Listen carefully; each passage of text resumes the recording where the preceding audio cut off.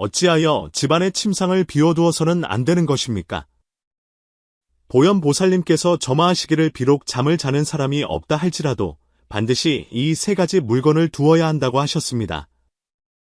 그림자와 금강수정이라 이르기도 하였으나 금강경에 이르기를 일체의 함이 있는 법은 마치 꿈과 같고 환상과 같으며 물거품과 같고 그림자와 같으며 이슬과 같고 또한 번개와도 같으니 마땅히 이와 같이 관할지니라 하였습니다. 세상 만물에는 기이한 도가 숨겨져 있어 겉보기에는 평범한 생활 기물일지라도 실은 깊은 뜻을 품고 있는 법입니다. 옛사람들이 이르기를 침대란 몸이 깃드는 고디요 정신을 기르는 곳이라 하였습니다. 하나의 침상은 단순히 휴식을 취하는 장소를 넘어 음과 양의 두 세계를 잇는 통로가 되기도 합니다. 그러므로 집안의 침상 자리가 오랫동안 비어있게 되면 불길한 기운이 깃들 우려가 있습니다. 아조의 고승명호 스님께서도 말씀하시기를 침상에 사람이 눕지 않으면 그로 인해 음기가 점차 자라나니 세 가지 물건으로 침상을 보호하여 평안을 지켜야 한다고 하셨습니다. 이는 겉보기에 단순한 침상의 도리 같으나 실은 집안의 풍수와 음양 조화의 이치를 담고 있는 것입니다. 명나라 정명원의 기이한 경험이 아마도 그 속에 담긴 오묘한 비밀을 우리에게 열어줄 것입니다. 명나라 만령연간 강남의 아름다운 수양마을에 정명원이라 불리는 젊은 선비가 살고 있었습니다. 그는 대대로 글을 읽는 집안에서 태어나 어려서부터 시와 서책을 가까이 하였고 약관의 나이에 이미 과거에 급제하여 마을에서 이름난 제자로 통했습니다. 허나 하늘의 뜻인지 운명은 기구하여 부모님을 일찍 여의고 슬하의 자식도 없이 오직 아내 왕씨와 서로 의지하며 살아가고 있었습니다. 정명원은 성품이 대나무처럼 고다 아부할 줄 몰랐기에 비록 재주와 학식은 뛰어났으나 관직에 나아갈 기회를 번번이 놓치고 말았습니다. 관청에서 그를 막료로 초빙하려 했으나 그는 정중히 거절하였습니다. 그는 세상의 속물들과 어울려 시류에 영합하기보다는 차라리 집에서 아이들을 가르치고 책을 저술하며 예법을 논하는 삶을 택했습니다. 그러던 어느 해 봄 안에 왕씨가 갑자기 괴이한 병에 걸려 고열이 내리지 않게 되었습니다. 용하다는 의원들을 여러 불렀으나 그 누구도 병의 원인을 명확히 밝혀내지 못했습니다. 그렇게 석 달이 지나자 왕씨는 병석에 누워 날로 야위어만 갔습니다. 정명원은 마음이 타들어가는 듯하여 낮에는 아이들을 가르치고 밤에는 아내의 곁을 지키며 뜬 눈으로 밤을 지새웠습니다. 서방님 저는 이제 가망이 없는 듯합니다 하고 왕씨가 신락 같은 목소리로 말했습니다. 정명원은 아내의 손을 꼭 잡고 차오르는 눈물을 억지로 삼켰습니다. 무슨 약한 소리를 하시오. 내가 이미 강남 일대에서 가장 유명한 허대부를 모시러 사람을 보냈으니 그분은 의술이 고명하여 반드시 당신의 병을 고쳐주실 것이오. 왕씨는 힘없이 고개를 저으며 내 날이 얼마 남지 않았음을 느끼니 한 가지 부탁드릴 일이 있습니다 하고 말했습니다. 말해보시오. 내가 무엇인들 못 들어주겠소. 왕씨는 힘겹게 말을 이었습니다. 뒤뜰에 있는 그 객방이 오랫동안 비어있지 않습니까? 제가 세상을 떠나고 나면 부디 그 방을 서둘러 정리하여 오랫동안 비워두지 말아 주십시오. 정명원은 의아해하며 물었습니다. 그저 빈방일 뿐인데 무슨 곡절이라도 있소. 왕씨는 안색을 엄숙히 하며 말했습니다. 그곳은 제 어머니께서 임종하시기 전에 머무셨던 곳인데 집안의 침상은 오랫동안 사람이 자지 않으면 불길함을 부른다 하셨습니다. 만약 정사람이 쓸 수 없다면 침상 위에 특정한 물건을 두어 그 기운을 화해시켜야 한다고 하셨습니다. 다만 구체적으로 무엇을 두어야 하는지는 말씀하시지 못하고 돌아가셨습니다. 정명원은 마음속에 의혹이 일었으나 아내의 뜻을 따라 고개를 끄덕였습니다. 다행히도 허대부가 도착하여 왕씨를 진찰하게 되었습니다. 이 허대부는 강남 일대의 명의로 나이가 70에 가까워 백발이 성성하고 풍채가 도인과 같았습니다. 그가 세심히 왕씨의 맥을 짚은 후 안색이 조금 밝아졌습니다. 부인이 앓고 있는 병은 불치병이 아니라 드문 한습의 독이 몸에 들어온 것입니다. 제게 조상 대대로 내려오는 비방이 있으니 이 독을 풀 수 있을 것입니다. 허대부는 약상자에서 약재 몇 꾸러미를 꺼내 정명원에게 건네주며 처방대로 다려먹이면 7일 안에 효험을 볼 것이라 했습니다. 정명원은 10,000번 감사를 표하며 허대부를 문 밖까지 배웅했습니다. 떠나기 전 허대부가 문득 고개를 돌려 집안을 한 바퀴 둘러보더니 의미심장하게 말했습니다. 저 공자님 댁내 음기가 매우 심한데 특히 뒤뜰 쪽이 불길합니다. 혹 집안에 오랫동안 사람이 살지 않는 방이 있습니까? 정명원은 깜짝 놀라며 대답했습니다. 과연 객방 하나가 있어 오랫동안 쓰지 않고 있습니다. 허대부는 수염을 쓸어내리며 말했습니다. 침상이라는 것은 음과 양의 경계이니 사람이 누우면 양이 되고 사람이 없으면 음이 됩니다. 오랫동안 비어있는 침상은 음기를 모으니 집안에 이롭지 않습니다. 정명원이 선생께 묻기를 그럼 어찌해야 그것을 화해시킬 수 있습니까 하니 허대부는 말을 아끼며 이는 의원의 도리가 아니니 부인의 병이 났거든 그때 다시 이야기합시다 하고는 손을 모아 작별을 고했습니다. 약을 먹은 후 왕씨의 병세는 과연 차츰 호전되어 한 달 후에는 침상에서 내려와 거동할 수 있게 되었습니다. 정명원은 그제야 한시름 놓고 아내가 말한 대로 그 비어있는 객방을 처리하기로 마음먹었습니다. 이 객방은 적시 집안 뒤뜰에 위치해 있었는데 정명원의 조부께서 지으신 것이었습니다. 조부께서 돌아가신 후 방의 향배가 좋지 않고 볕이 잘 들지 않아 줄곧 비워두고 있었습니다. 방 안의 가구는 단촐하여 붉은 나무 침상 하나와 책상 하나 그리고 의자 몇 개와 옷장 하나가 전부였습니다. 특히 그 침상은 세월의 흔적이 역력하여 빛깔이 어둡고 침구는 누렇게 변해 있었습니다. 정명원이 문을 밀고 들어가니 습하고 차가운 기운이 확 끼쳐왔습니다. 오랫동안 닫혀 있어 거미줄이 가득하고 기분이 좋지 않았습니다. 그는 미간을 찌푸리며 하인들에게 방을 깨끗이 청소하라 일렀습니다. 늙은 하인이 땀을 닦으며 말했습니다. 도련님 청소는 다 했습니다만 어쩐지 으스스하고 기분이 좋지 않습니다. 정명원은 고개를 끄덕이며 당분간은 이대로 두자꾸나 어차피 묵을 사람도 없으니 하고 말했습니다. 그러나 그날 밤 정명원은 기이한 꿈을 꾸게 되었습니다. 꿈속에서 백발의 노인이 그 객방 문 앞에 서서 엄숙한 표정으로 방 안의 침상을 가리키며 말했습니다. 침상을 비워두지 마라. 3가지 물건으로 몸을 보호하지 않으면 음기가 몸에 들어와 재앙이 닥칠 것이다. 정명원은 놀라 깨어났는데 온몸이 식은땀으로 젖어 있었습니다. 옆에서 자던 왕씨가 놀라 물었습니다. 서방님 악몽이라도 꾸셨습니까? 정명원은 꿈 이야기를 아내에게 들려주었습니다. 왕씨는 사색이 되어 말했습니다. 이것은 필시 저승에서 보내는 경고가 아니겠습니까?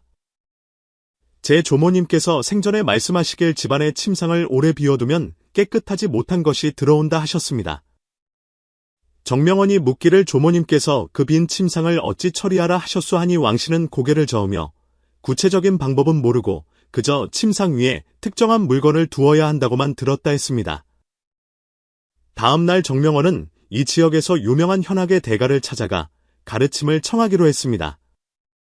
그는 성 남쪽에 있는 청운관을 찾아가 도장 이영기를 뵙게 되었습니다. 이 도장은 도력이 높고 음양오행과 기문둔갑에 능통하여 사방백리 안에서 이름난 고인이었습니다. 도장님 후하기 여줄 것이 있습니다. 정명원이 예를 갖추어 말하자 이 도장은 수염을 쓰다듬으며 미소 지었습니다. 저 공자 편히 말씀해 보시지요. 정명원은 집안의 빈 객방과 꿈 이야기를 상세히 고했습니다. 이야기를 다 듣고 난 이 도장의 안색이 무거워졌습니다. 침상은 음양의 경계이니 사람이 그 위에 누우면 양기가 몸을 보호하여 사악한 것이 침범하지 못합니다. 허나 오랫동안 사람이 없으면 음기가 자라나 재앙을 부르게 됩니다. 정명원이 묻기를 그럼 어찌 처리해야 합니까 하니 도장은 잠시 생각에 잠겼다가 말했습니다. 옛묘법이 있으니 침상 위에 3가지 물건을 두면 음기를 화하고 위기를 평안으로 바꿀 수 있습니다. 정명원이 마음이 동하여 그 3가지 물건이 무엇입니까 하고 물으니 도장은 신비로운 미소를 지으며 이는 범상치 않은 물건이니 인연이 닿는 사람만이 알 수 있습니다. 공자는 돌아가 기다리시오 사흘 뒤에 다시 오시면 알려드리지요 했습니다. 정명원은 할 수 없이 먼저 작별을 고했습니다. 집으로 돌아오는 길에 그는 등 뒤에 누군가 따라오는 듯한 느낌을 받았으나 뒤를 돌아보면 아무도 없었습니다. 누군가 응시하는 듯한 그 느낌의 등골이 서늘해졌습니다. 밤이 깊어 정명원과 왕씨는 일찍 잠자리에 들었습니다.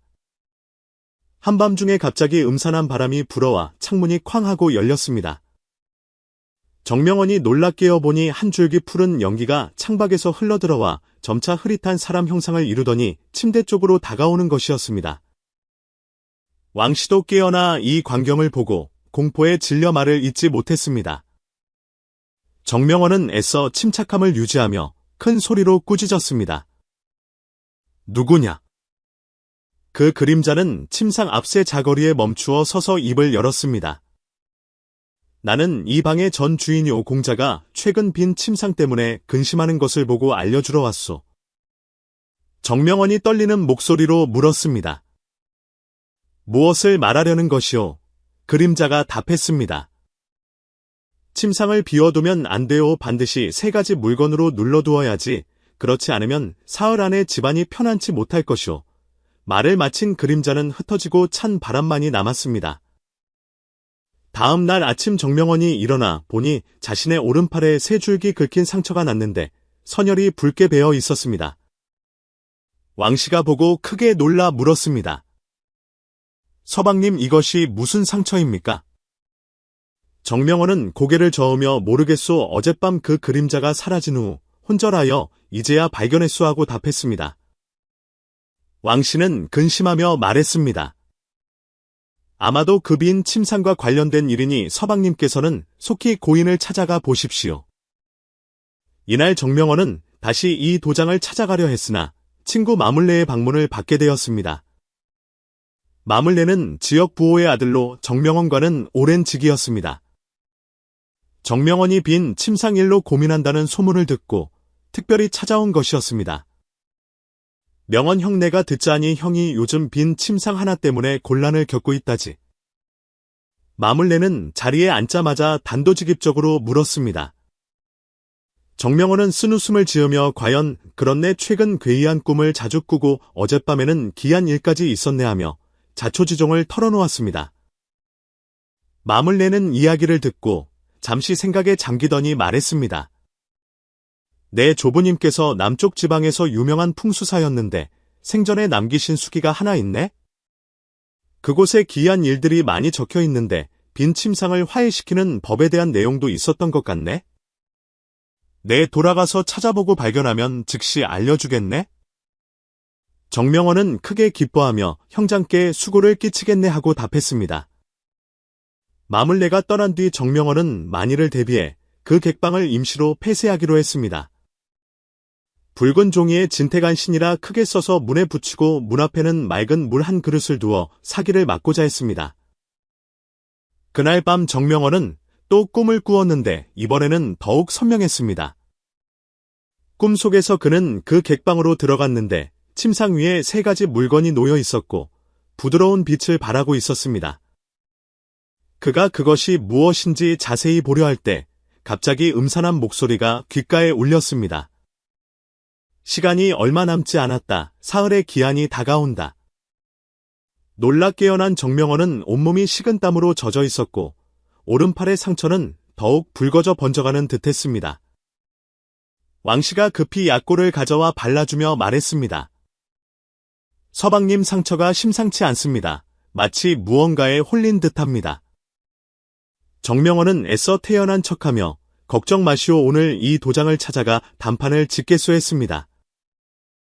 날이 밝자마자 정명원은 급히 청운관으로 향했으나 이 도장이 어제 갑자기 폐관 수련에 들어가 손님을 받지 않는다는 말을 들었습니다. 정명원은 실망하여 돌아오던 중 마물레가 보낸 하인을 만났습니다.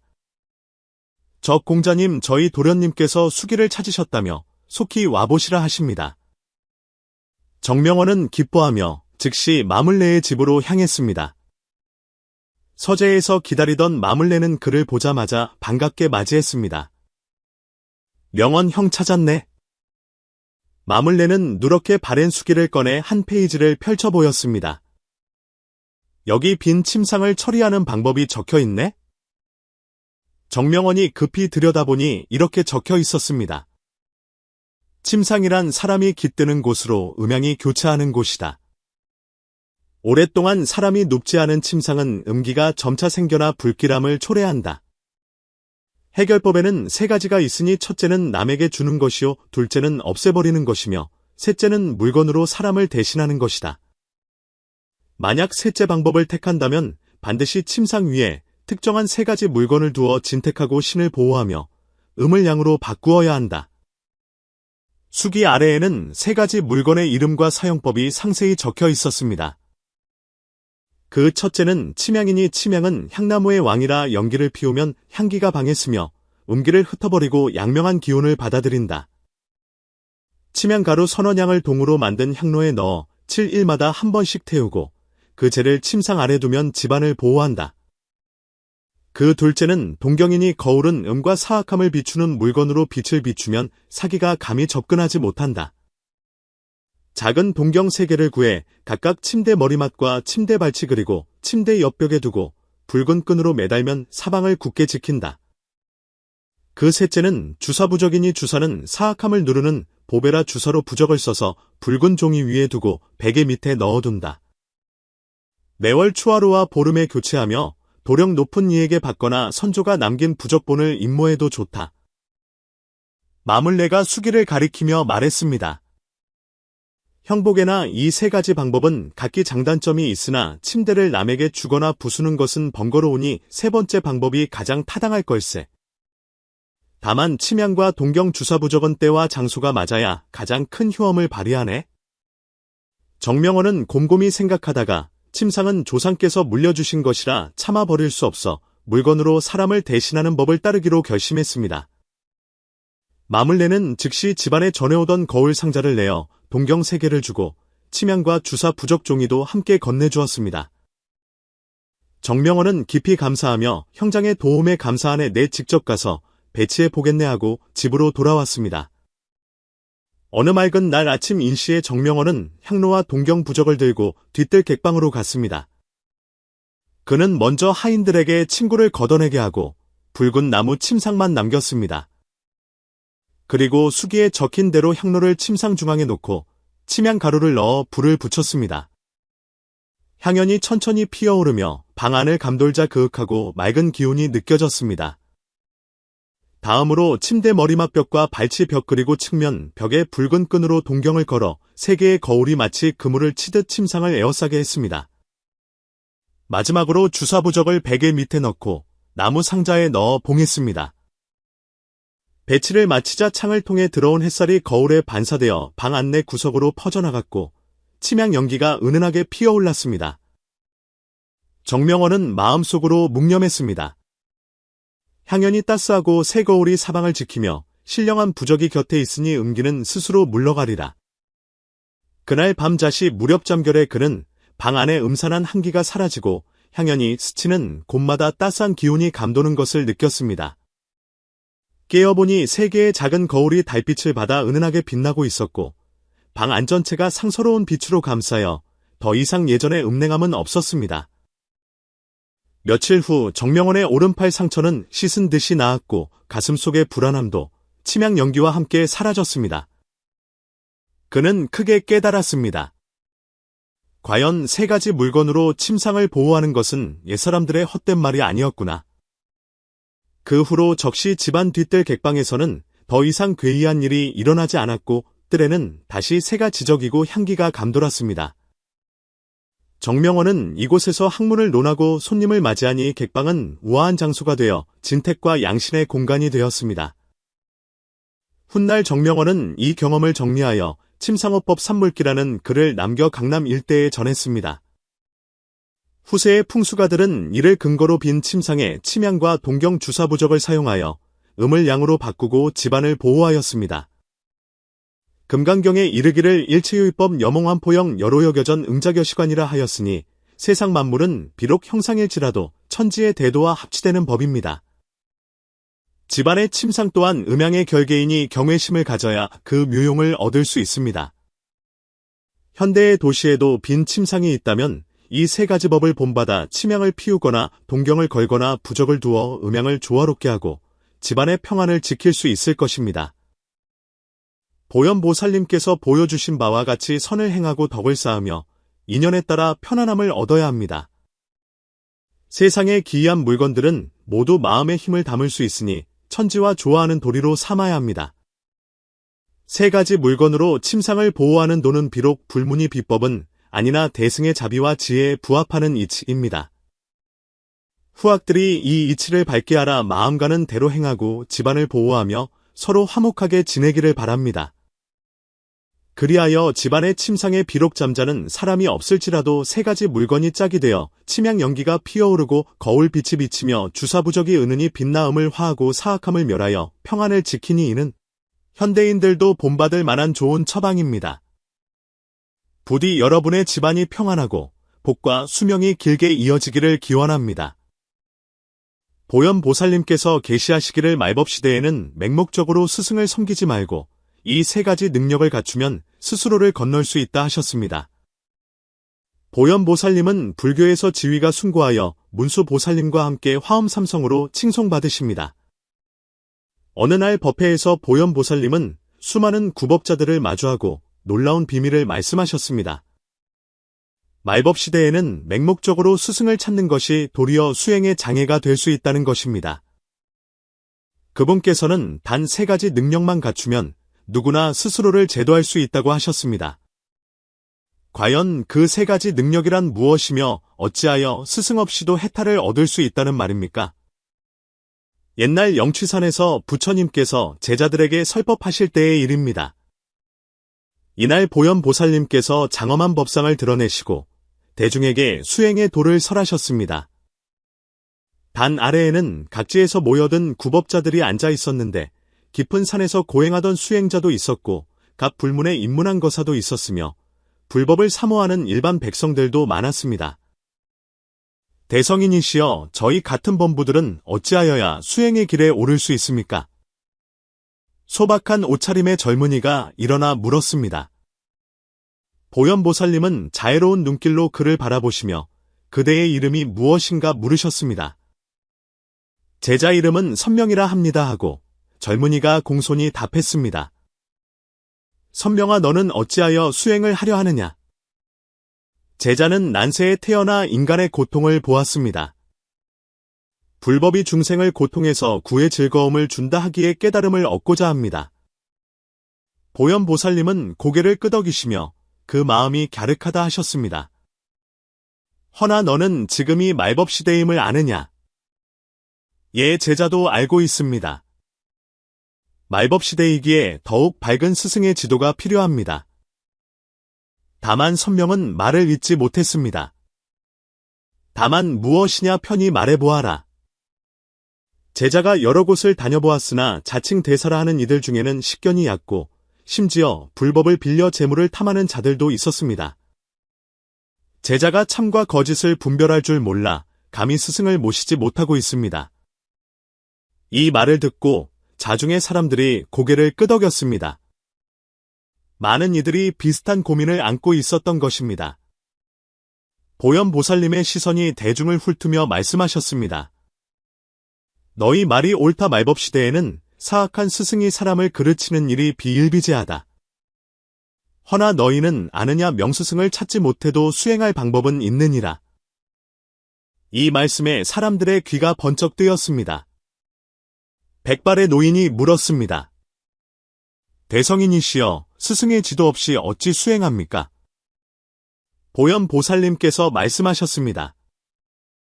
내 이야기를 하나 해주마. 아주 먼 옛날 지광이라 불리는 젊은이가 있었는데 집안은 가난했으나 불법을 향한 마음은 뜨거웠다.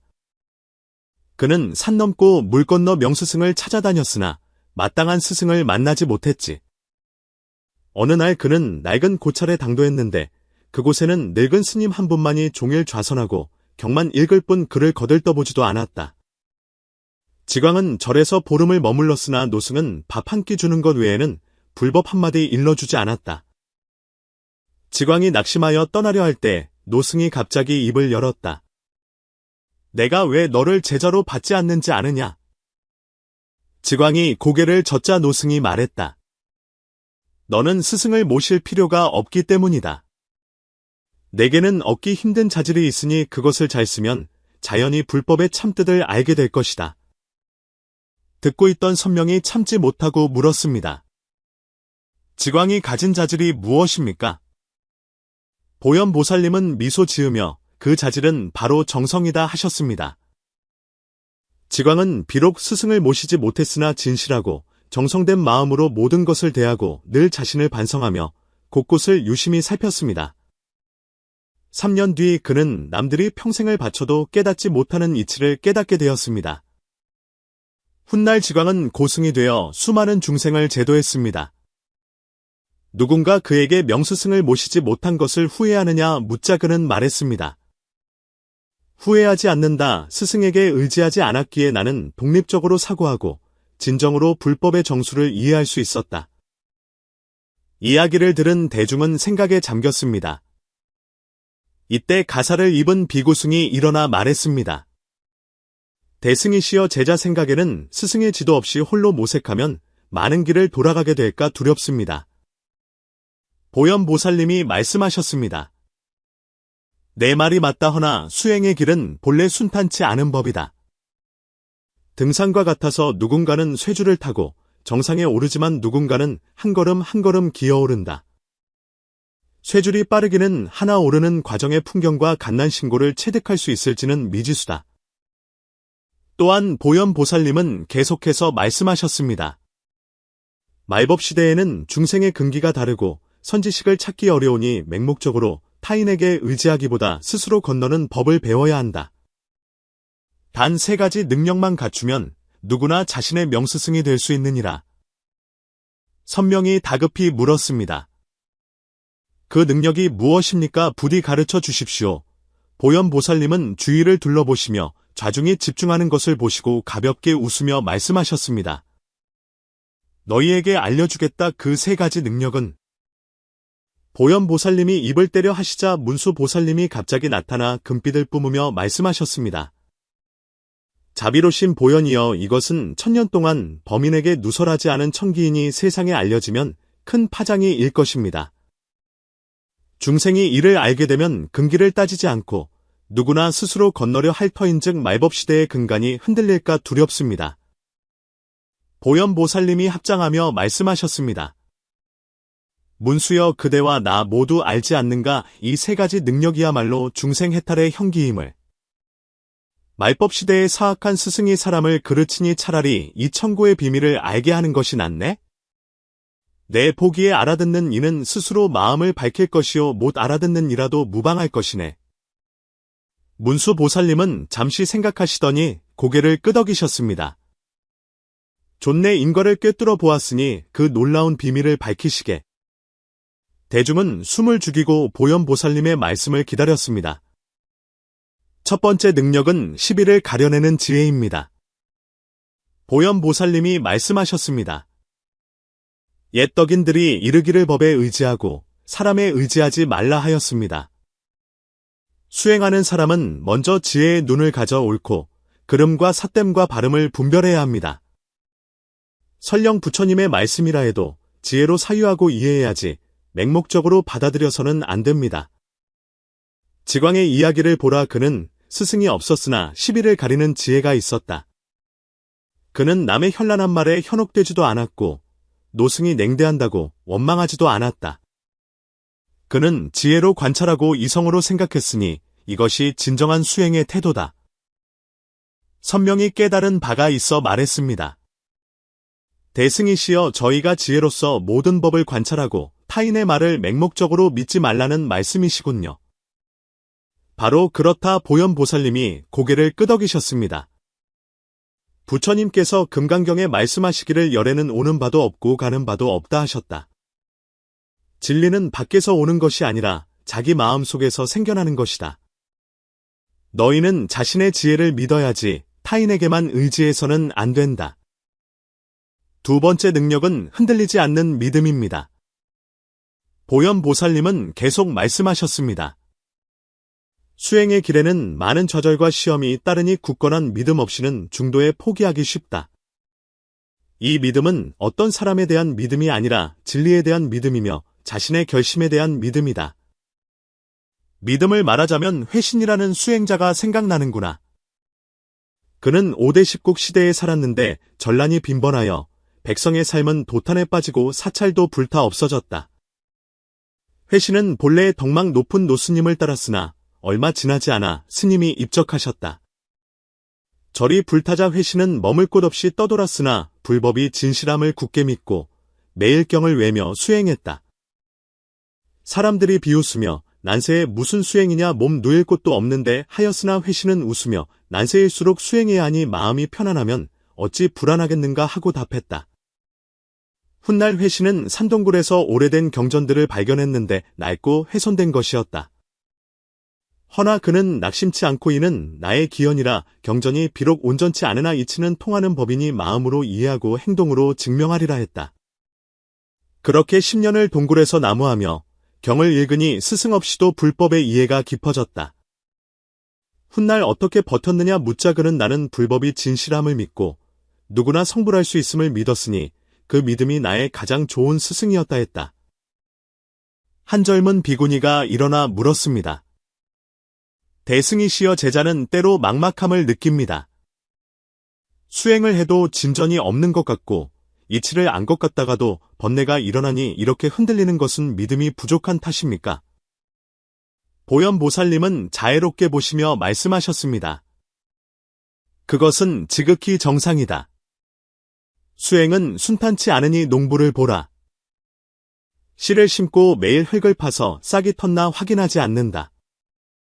정성껏 돌보면 반드시 자라나리라 믿는 것이다. 수행도 그와 같은 믿음이 필요하다. 세 번째 능력은 게으르지 않고 정진하는 끈기입니다. 보현보살님이 말씀하셨습니다. 지혜와 믿음만으로는 부족하니 끈기가 있어야 한다. 많은 이들이 처음에는 정진하다가도 어려움을 만나면 물러선다. 진정한 수행자는 우공이 산을 옮기듯 앞길이 험난해도 한 걸음씩 나아가야 한다. 이때 문수보살님도 거드셨습니다. 그렇다 수행에서 가장 두려운 것은 사흘이라고 이틀 쉬는 것이다. 순경에는 나아가고 역경에는 물러서면 영원히 피안에 이를 수 없다. 보현보살님이 덧붙이셨습니다. 이 세 가지 능력은 겉보기엔 간단해 보이나 실천하기는 쉽지 않다. 허나 너희가 이 세 가지를 갖춘다면 스승이 없어도 바른 길을 갈 수 있으니 진정한 스승은 밖에 있는 것이 아니라 너희 마음속에 있기 때문이다. 선명은 화련히 깨달았습니다. 과연 그렇습니다. 저희는 밖에서 스승을 찾느라 정작 본래 갖춘 지혜를 잊고 있었습니다. 보현보살님은 기뻐하시며 선명아 내 깨달음이 훌륭하다 하셨습니다. 말법 시대의 중요한 것은 외부의 스승을 찾는 것이 아니라 이 세 가지 능력을 기르는 것이다. 이 능력만 있으면 너희가 곧 자신의 명스승이 되리라. 이때 상서로운 빛이 대지를 감싸고 보현보살님의 형상이 점차 흐릿해졌습니다. 사라지시기 전 마지막 당부를 남기셨습니다. 말법 시대의 사악한 스승이 중생을 그르치는 일이 많다.